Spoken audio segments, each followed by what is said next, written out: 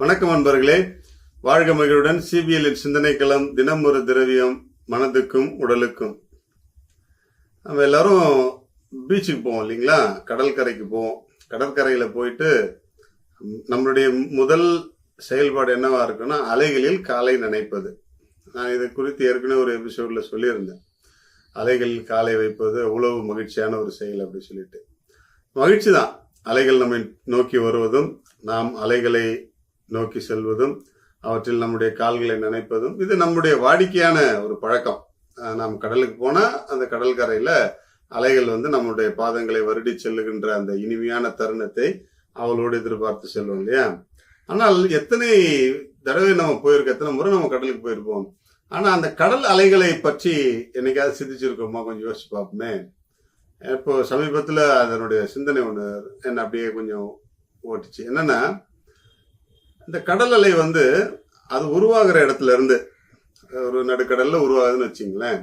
அந்த கடல் அலை உருவாகிற இடத்துல இருந்து எத்தனை தடவை அது விழுந்து எழுந்து விழுந்து எழுந்து விழுந்து எழுந்து கரைக்கு வருது கொஞ்சம் பார்த்துருப்போமா நம்ம?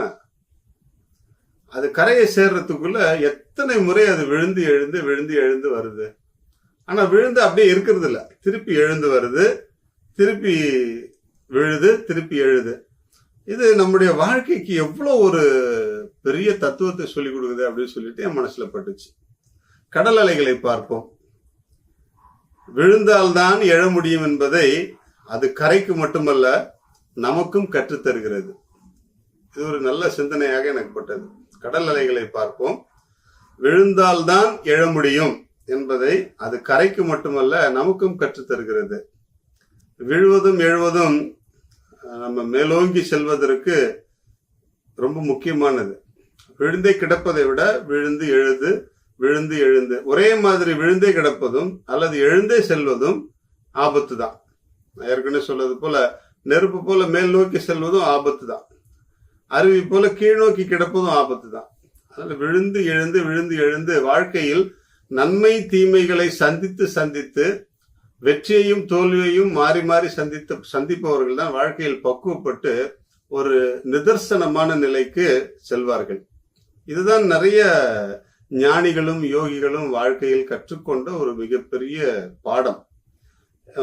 தன்னுடைய நிலையிலிருந்து தடுமாறும் பொழுது அந்த தடுமாற்றத்திலிருந்து மீண்டும் எழுந்து செல்வது கடல் அலைகள் நமக்கு கற்றுத்தருகின்ற ஒரு மிகப்பெரிய பாடம். தன்னை ஓயாமல் உழைக்கக்கூடிய அந்த ஆற்றலையும், விழுந்து கிடப்பவர்கள் அங்கேயே விழுந்து கிடக்காமல் மீண்டும் மீண்டும் எழுந்து ஓடிக்கொண்டே இருக்க வேண்டும் என்கின்ற உத்வேகத்தையும் கடல் அலைகள் நமக்கு கற்றுக் கொடுக்கிறது. அதனால கட்டுப்படுத்த முடியாத நம்முடைய முயற்சிகளை கடல் அலையை போல ஓயாமல் உழைத்து கொண்டிருக்கக்கூடிய ஆற்றலில் கொண்டு போய் சேர்ப்போம்.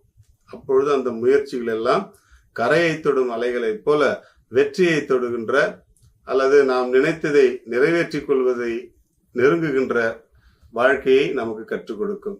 எனவே கடல் அலைகளில் இருந்து நாம் பாடம் கற்றுக்கொள்வோம்.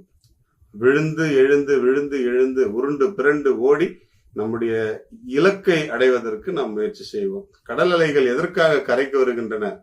அவை கரையை தொடுவதற்காக அல்ல, நம்மையும் கரை ஏற்றுவதற்காக, நம்மை மகிழ்விப்பதற்காக.